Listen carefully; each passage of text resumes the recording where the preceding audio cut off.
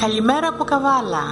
Είμαι η Βούλη Δημοπούλου και ως υπεύθυνη του προγράμματος Ράιλα σας καλωσορίζω στο Ράιλα Peace Forum 2013.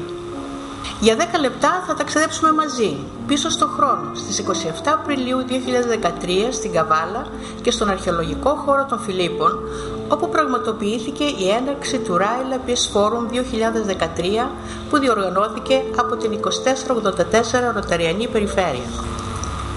Καθώς η 27η Απριλίου ήταν η Παγκόσμια ημέρα νεότητας, οι ροταράκτορες είχαν μια λαμπρή ιδέα. Ελάτε μαζί μου να δούμε τι έκαναν και γιατί.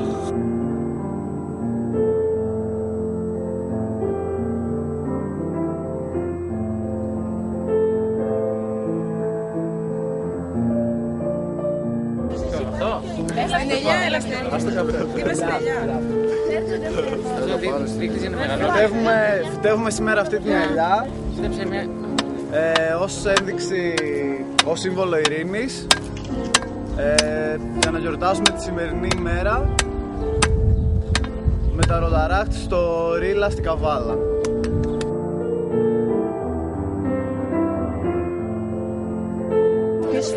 Ράιλα 2013 επικέντρωσε το ενδιαφέρον στη νέα γενιά. Το θέμα του ήταν ειρήνη μέσα από την προσφορά.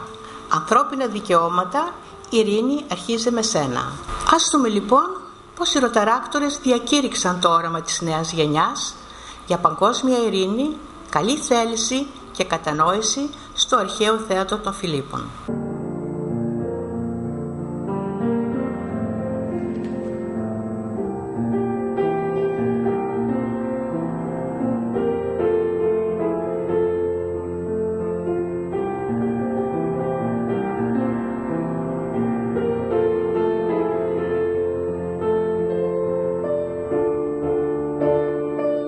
Στη ζωή υπάρχουν τόσα πράγματα που μας ενώνουν. Η φύση, η μουσική, η γνώση, η αλληλεγγύη, η κοινωνία, ο αθλητισμός, η δημιουργία, η μόρφωση, η φιλία, η κατανόηση, η αφοσίωση, ο έρωτας, το περιβάλλον, η μουσική, ο σεβασμός, η αγάπη, η οικογένεια, ο χορός, το χαμόγελο, ο πολιτισμός, η πατρίδα, η προσφορά στον συνάνθρωπο.